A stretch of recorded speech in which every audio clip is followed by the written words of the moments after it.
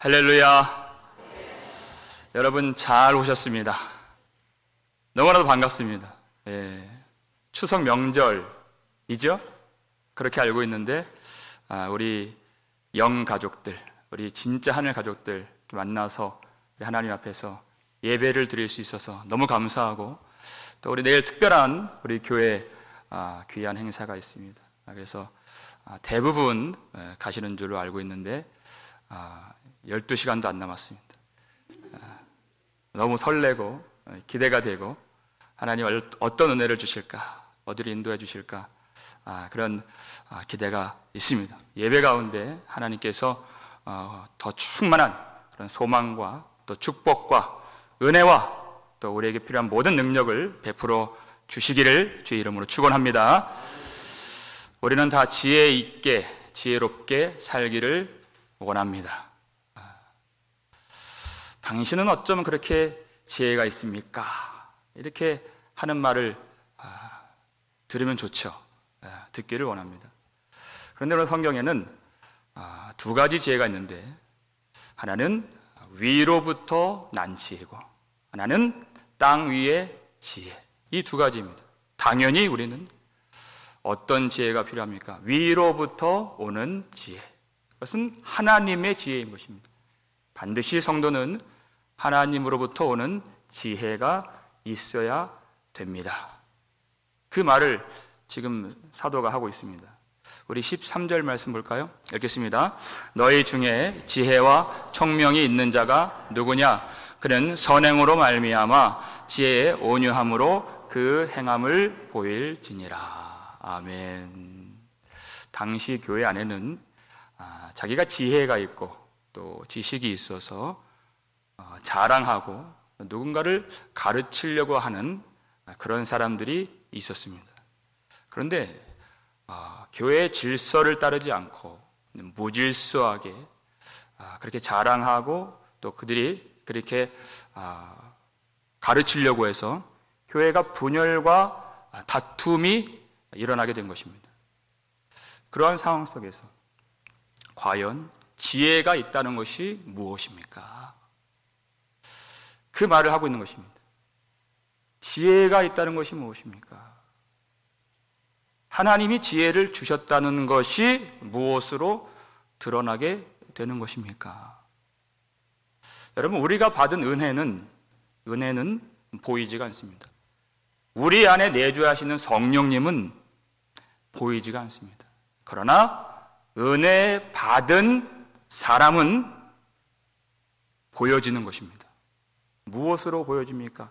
온유함으로 보여지고 겸손함으로 보여지는 것입니다. 그래서 은혜를 받았구나, 보일지니라 그랬어요. 그것이 나타난다는 것입니다. 물론 세상에도 겸손한 사람이 있습니다. 그러나 신자들의 겸손은 하나님으로부터 출발하는 것입니다. 그 어미로우시고 영광스러운 하나님 앞에서 나 자신이 얼마나 작고 얼마나 비천한 존재인가, 거기서부터 출발하게 되는 것입니다.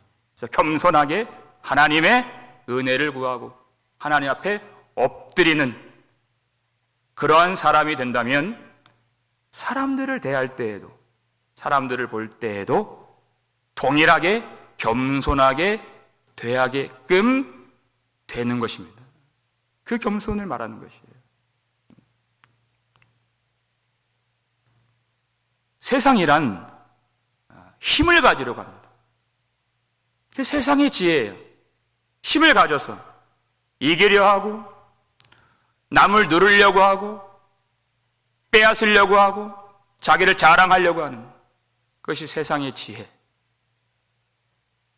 그러나 하나님의 백성들은 이미 생명이 그 속에 들어와 있기 때문에 그렇게 세상의 지혜로 살 필요가 없는 것입니다.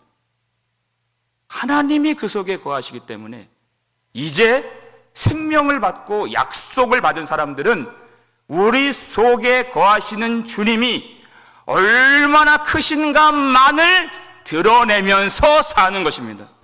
그 방식이 바로 온유함인 것입니다. 우리 주님이 얼마나 크신가, 우리 주님이 얼마나 크십니까? 그러한 삶의 태도, 이것이 겸손함입니다. 그러니까 세상의 지혜를 따라 살 수가 없죠. 그런데 당시 교회가 그렇게 하지를 못했다는 것입니다. 14절 말씀 볼까요? 읽겠습니다. 그러나 너희 마음속에 독한 시기와 다툼이 있으면 자랑하지 말라. 진리를 거슬러 거짓말하지 말라. 여러분 마음속에 시기가 있고 여러분 삶 속에 다툼이 있다면 어찌 하나님이 우리 속에 거하시고 내가 진리를 안다고 말할 수가 있겠습니까? 그러한 다툼의 생활이, 시기하는 마음이 우리가 갖고 있는 진리를 거짓말로 만드는 것이 아닙니까? 그건 거짓된 삶이 아닙니까? 스스로 진리를 거슬러 버리는 것이 아닙니까? 라고 말을 하는 것입니다.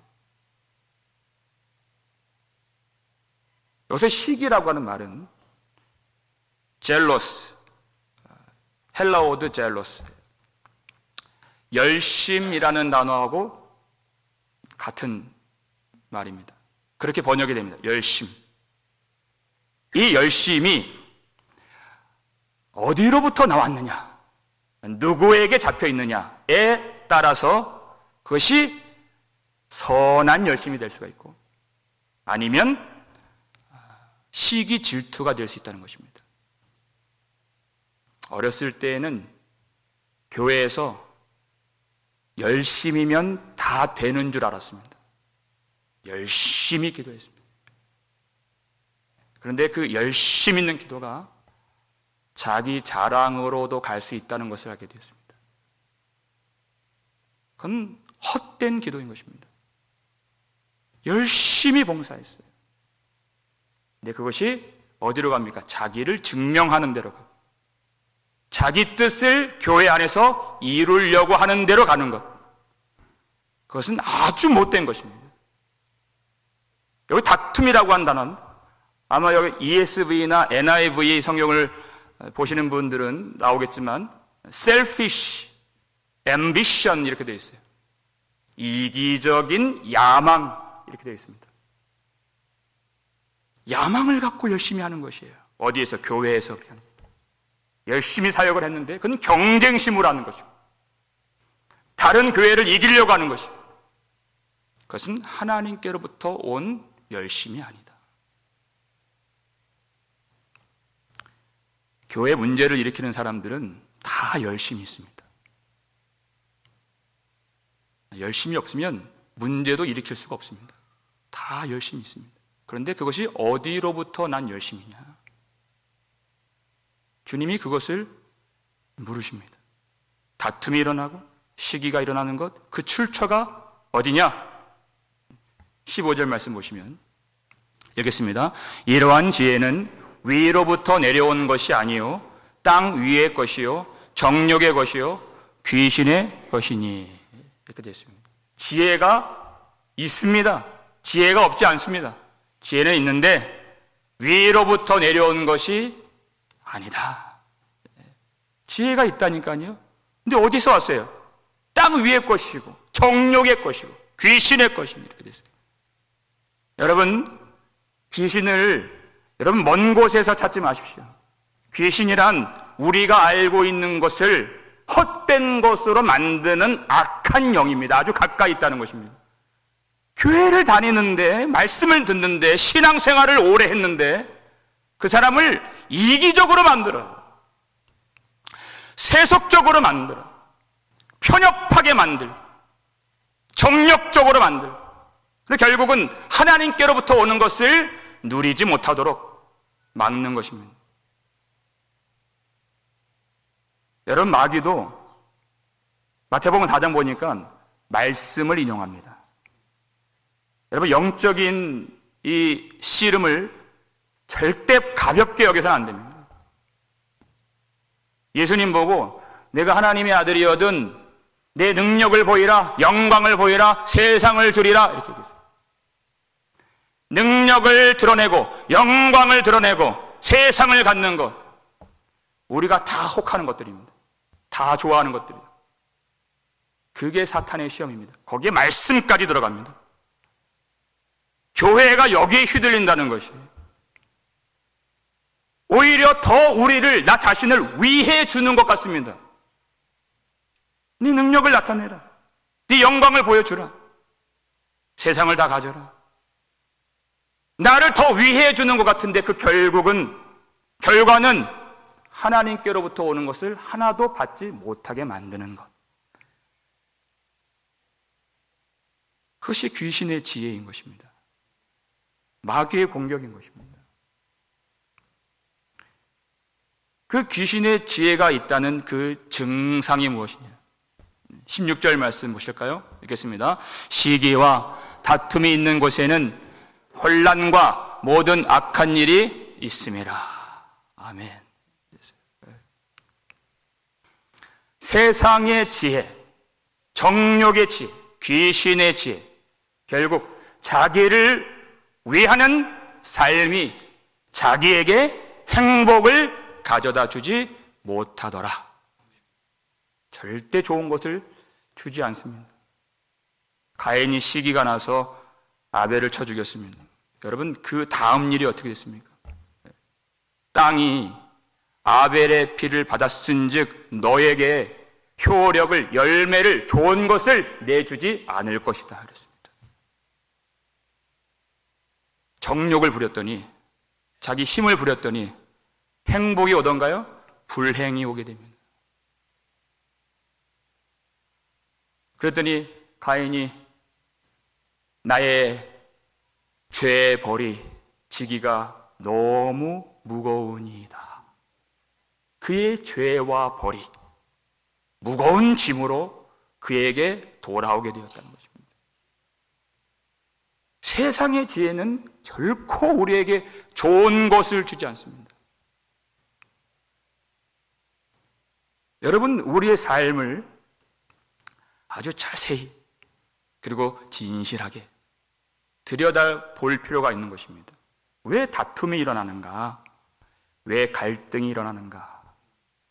그건 상황의 문제가 아니라고 했습니다. 어떤 지혜로 살고 있는가? 어떤 지혜에 묶여 있는가의 문제, 소속의 문제인 것이죠. 그건 땅의 지혜에 묶여 있는 것이고, 정욕에 묶여 있는 것이고, 귀신의 지혜에 묶여 있는 것이다. 여러분, 우리 인생이 고달프면, 힘들면 짜증이 납니다. 돈이 없으면 부부싸움도 더 많이 하게 됩니다.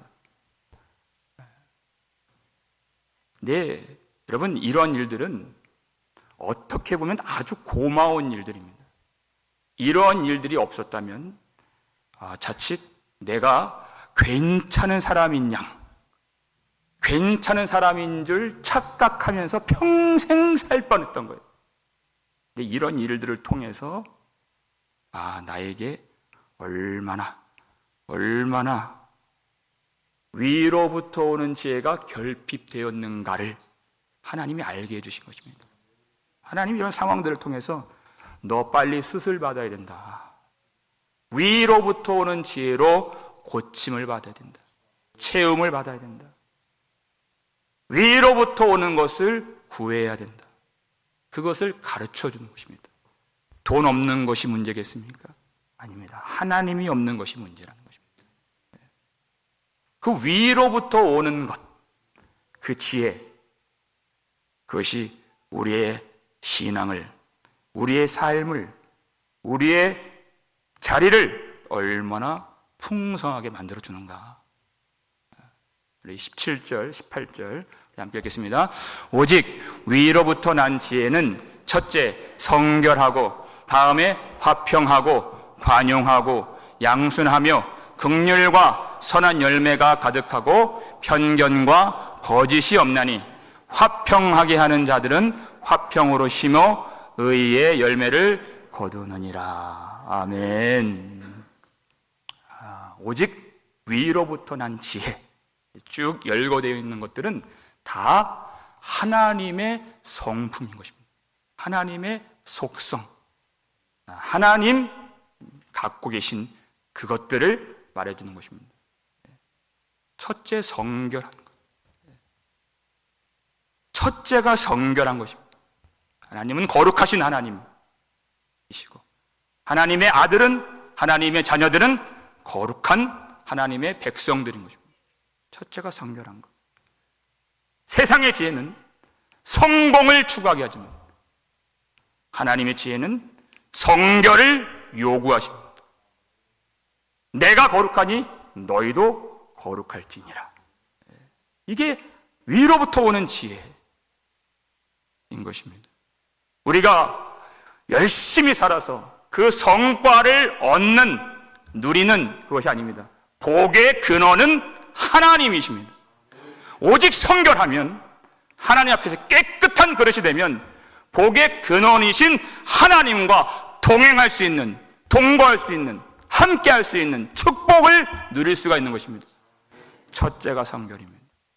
거룩한 백성, 거룩한 교회, 정결한 성도들.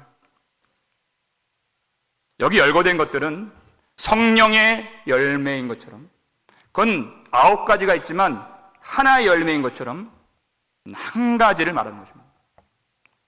성결하면 저절로 당연히 화평함이 따라오게 되는 것입니다. 여러분 인생 가운데, 우리 인생 가운데 불화가 있다면 그것은 나와 그 사람 간의 문제는 아닙니다. 하나님과의 관계의 문제, 의의 문제인 것입니다. 하나님과의 관계가 회복이 되면, 하나님과의 화목이 이루어지면 우리의 삶의 모든 관계와 자리에서 화평을 누리게 되는 것입니다. 그래서 오늘 십자가를 붙들고 나의 이기심과 갈라디아서 5장 24절 말씀처럼 나의 정욕과 탐심을 십자가에 못 박고 위로부터 오는 성령의 은혜를 누리게 된다면 우리가 하나님의 나라를 경험할 수가 있는 것입니다. 여러분이 하나님의 나라를 경험하고 있다는 것을 어떻게 알 수 있겠습니까? 관용으로 알 수 있는 것입니다. 관용. 하나님의 나라가 내 안에 펼쳐져 있고 내가 이미 생명을 받았고 내 안에 주님이 사신다는 것. 관용, 넉넉함으로 알 수 있는 것입니다. 넓어지는 것입니다. 내가 상대를 존중할 수가 있고 그가 잘해서 품어주고 못해서 멀리하는 것이 아니라 우리 주님이 우리를 불쌍히 여겨주신 것처럼 용납할 수 있습니다. 뭐라고 말을 하든지 그럴 수 있지. 그럴 수 있지. 그 넘길 수 있는, 넘어갈 수 있는 넉넉함과 여유가 있습니다. 하나님의 나라가 우리 속에 들어와 있기 때문에.